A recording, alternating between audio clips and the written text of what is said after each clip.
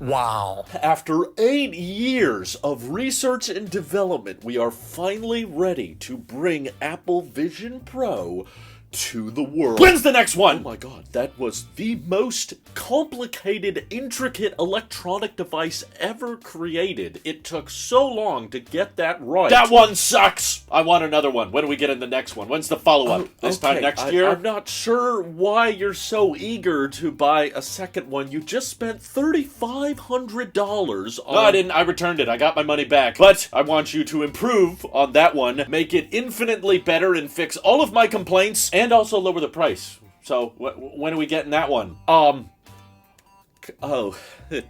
It might be a minute. Ugh, Steve Jobs would do so much better. I'm so tired of hearing that.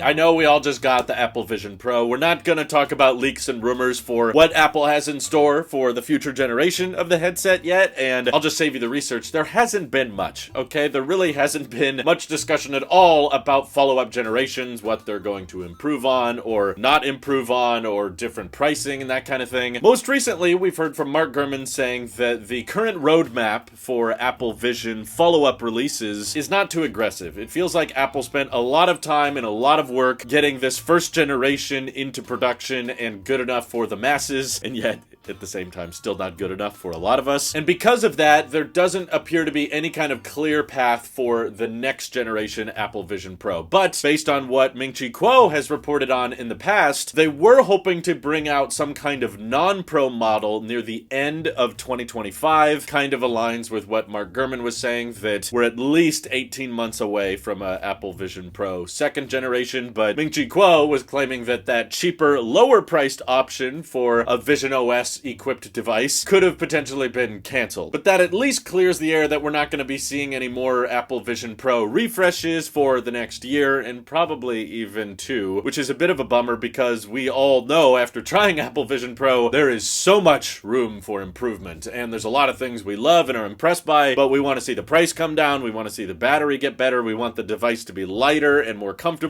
and to know that after all of this hype that we generated from Vision OS and all of the in-store demos people have been doing with Apple Vision Pro, knowing that all of the limitations we quickly discovered and ran into within the first week are basically going to be most of the hardware limitations for the next couple years. Like, it might not be until early 2026 that we get just the second generation Apple Vision, which I think there's a good chance will still have a lot of the same limitations. Usually it takes Apple 3 to 4 generations before the product really hits its stride, and my hope is, because there doesn't seem to be that much of a follow-up planned within the near future, that Apple has a lot more time to really iron out a ton of kinks so that they can hit the ground running on the second generation of Apple Vision. My hope is with a much lighter design, and hopefully that lighter design could come with a cheaper price. Please, Apple, scrap that freaking EyeSight display. It's not doing anything. No one is convinced that that's any person's eyes, and most people are wearing this headset by themselves anyway. It's just adding additional weight, complexity, and cost, and energy consumption, which you desperately need to improve on all of those categories. But given enough time, I do believe Apple can figure that out. And they're probably still kind of going with this active research phase right now, where everybody who's returning the Apple Vision Pro headsets, they're gonna be asking them why. Okay, what are people not satisfied with? What do people want to be improved on? That way, the next generation can focus more, hopefully, on things that people genuinely care about, and can increase the likelihood of us not sending back these very expensive headsets after the 14 days. But just by looking at a lot of the tech specs we got on the Apple Vision Pro, it became abundantly clear to a lot of us that this is not like the most up-to-date hardware. It honestly is running a lot of dated silicon, right? Like, for $3,500, you would expect it to get the same chip as like a $1,600 MacBook, right? But no, they gave it the M2, not the M3. And I was at least willing to write that off as, oh, well, maybe there's some software efficiency that they prefer about the M2 chip, and the 3nm architecture is just a little bit too power hungry right now. But then going into the tech specs, we find out that it's still rocking just regular Wi-Fi 6 and not Wi-Fi 6E, an improved connectivity chip that's already present on lots of other Macs, which makes me think that a lot of the silicon and a lot of the components inside the Apple Vision Pro were just not as up to date as it could have been. And that may be because this is the first time they've ever mass-produced